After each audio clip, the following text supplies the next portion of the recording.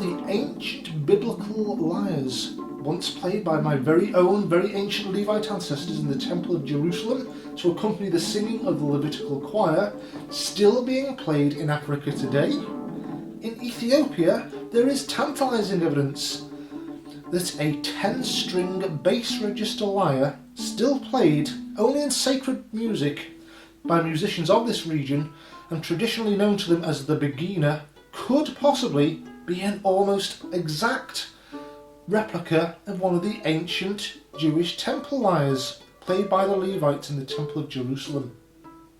Incredibly, according to Ethiopian tradition, the Begena is often referred to as King David's harp, and according to the same tradition it was introduced to Ethiopia in biblical times by King Menelik I, along with the actual Ark of the Covenant, which according to the same tradition is still housed in Ethiopia in the chapel of Axum.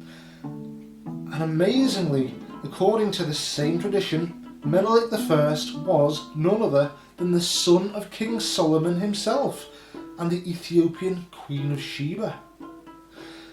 Throughout the text of the Hebrew Bible, as well as in the writings of the 1st century Jewish historian Flavius Josephus, there were two main types of biblical lyre played by the Levites to accompany the singing of the Levitical Choir during the ancient temple services in Jerusalem.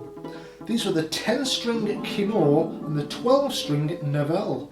Now, exactly like the Ethiopian Begena, all the evidence suggests that the Nevel of biblical times was a bass register instrument. Indeed, according to the early rabbinical text known as the Mishnah, the biblical Nevel had thicker strings, and these were made of the sheep's large intestines, whereas the Kinnor's thinner strings were made from small intestines of sheep. Another tantalizing clue to the hypothesis that the Nevel was a bass register lyre also comes from the number of Nevels which were used in comparison to the number of Kinnors in the Levitical ensemble. According to the Mishnah, the use of the Nevel in the Levitical ensemble was limited to, quoting, no fewer than 2 and no more than 6, whereas, quote, never fewer than 9 kinnorot and more may be added. And that comes from the Mishnah, Arak 2, line 5. This implies that the Nevel provided the bass texture, over which the treble Kinnors provided the melodic lines. Just as in a modern string orchestra, there are always proportionately more treble register violins compared to double basses and cellos. Also, the Begena generally has a soundboard of taut leather skin. This is a gain of significance in my theory to identify the Begena as a cousin, if you like, of the biblical Nevel, since the Hebrew root of the word Nevel is nev, literally meaning animal skin or carcass. Further evidence in my attempt at identifying the Begena to the biblical Nevel can also be deduced from the playing style itself. According to the observations by the 1st century Jewish historian Flavius Josephus, who actually witnessed the Levitical ensemble play in the temple during the 1st century, the Nevel was always played with the fingers, whereas the Kinnor was played with the plectrum. That comes from Josephus's writings in his book Antiquities. Amazingly, the Begena is always played with the fingers, just like the biblical Nevel. The only slight catch to my theory is what of the 12 strings that Josephus mentions were the original configuration of the biblical Nevel. Because the modern Begena has 10 strings, like the biblical Kinnor. This anomaly, however, can be explained by a biblical reference to another type of Nevel, in Hebrew known as the Nevel Azor. This name literally means a Nevel with 10 strings. Now, if this hypothesis is true, then the Ethiopian Begena therefore could quite literally be described as the biblical Nevel Azor, unchanged in almost 3,000 years. A fascinating possibility. And yet there is more circumstantial evidence to support this. There is tantalizing phonetic correlation between the ancient Hebrew word for melody and psalm with the Ethiopian word for song. The Hebrew word for melody is zema, and this is obviously derived from the root of the word obviously derived from the root of this word is the Hebrew word for psalm, which is mizmor. It is indeed a fascinating fact then that the Ethiopian word for song is mezmor.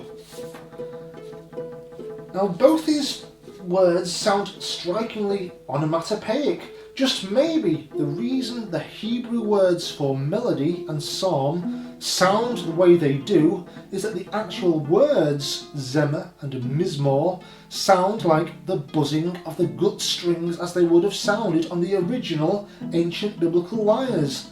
Exactly the same distinctive buzzing timbre that is the main characteristic of the Ethiopian Begena, still played in sacred Ethiopian music today. Indeed, the flatter bench-shaped bridges most commonly depicted on almost all illustrations of ancient lyres suggest that some sort of subtle buzzing quality similar to the sitar was common to the timbre of most of the actual lyres of antiquity.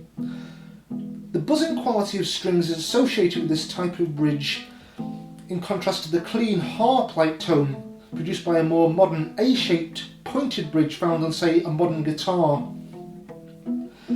I am therefore almost certain that it is more than likely that the original biblical lyres also had this hypnotic buzzing timbre.